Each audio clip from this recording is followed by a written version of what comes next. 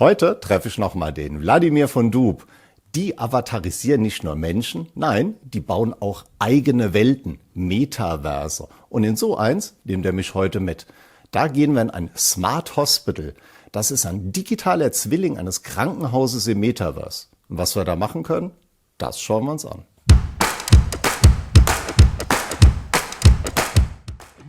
Oh, bin ich denn hier gelandet? Sieht aber jetzt nicht nach einem Krankenhaus aus und hoppla, da liegt ja einer. Hey, hallo, hallo, ist alles okay mit dir? Er zuckt nicht, er sagt nichts. Mach ich denn jetzt? Wladimir, bist du auch da? Wladimir? Hallo Jürgen, ja, ich bin hier.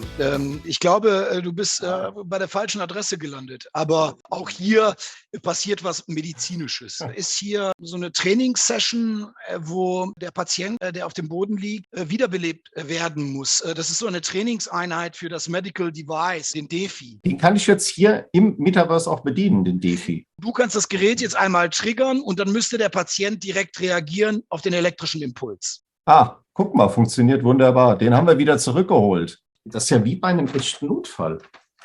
Absolut. Das ist der Vorteil von Simulationen im Metaverse. Jürgen, wir bewegen uns ja im Metaverse per Teleport. Das heißt also, wir würden jetzt mal in das Avatar-Krankenhaus teleporten. Wir gehen mal hier in einen Teleport rein, in diese Glastür hier, einfach durchgehen. Ah, du musst weiter links. Ja. Super, Jürgen. Ich bin drin, zack.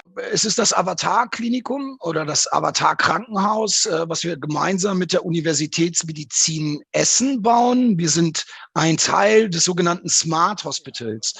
Du zeigst gerade auf ein gerendertes Modell eines Schädels. Das sind CT-Daten.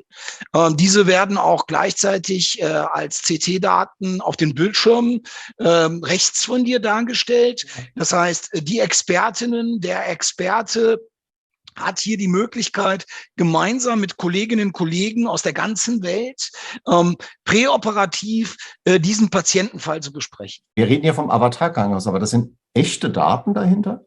Das sind echte Patientendaten, die aus einer medizinischen Bildgebung kommen, um hier die Möglichkeit zu haben, das Implantat zu planen. Das Implantat, was du hier vorne siehst, könnte praktisch auf einem 3D-Drucker ausgedruckt werden. Was machen die beiden jetzt hier?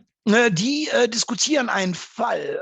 Das ist so ein Aneurysma, worum es geht. Teil des Smart Hospitals ist auch künstliche Intelligenz. Und diese künstliche Intelligenz kann in Zukunft als Advisor hinzugezogen werden. Das Smart Hospital rückt den Patienten in den Vordergrund. Und präventive Medizin spielt eine sehr, sehr große Rolle. Und drin. Komm ruhig rein. Wow. Ich bin schon drin, das geht aber schnell. Das ist ein digitaler Zwilling eines real existierenden, also in der physischen Welt existierenden Schockraums. Und in einem Schockraum ist es wichtig, dass bestimmte Zusammenarbeiten im Team eng abgestimmt sein müssen, weil es geht um Leben und Tod. Was passiert denn überhaupt, wenn die was falsch machen?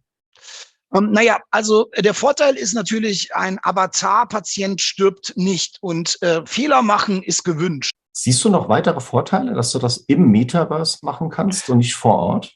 Ja, natürlich. Also wir müssen den realen Raum nicht besetzen, sondern dieser kann genutzt werden, um Patienten zu besorgen. Und umwelttechnisch muss keiner der Trainees in den Raum fahren, sondern er kann von zu Hause aus im Raum trainiert werden. Ja, das klingt doch mal gut. Das ist doch ein super Umweltbeitrag. So Studien zeigen, dass 5% der Umweltverschmutzung aus dem Medizinsektor und den angrenzenden Industries kommt.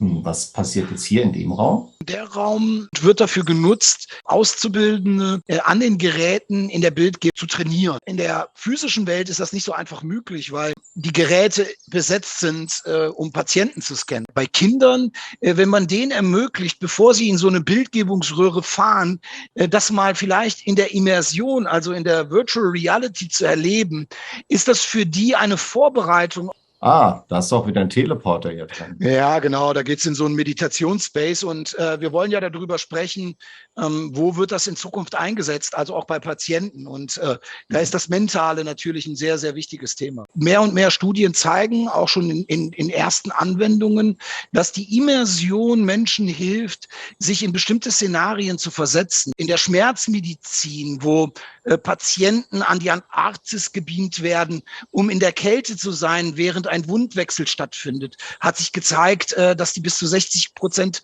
weniger Schmerzmittel konsumieren. Wir glauben und unterstützen das, dass wir in der Therapie mehr und mehr die Immersion erleben werden.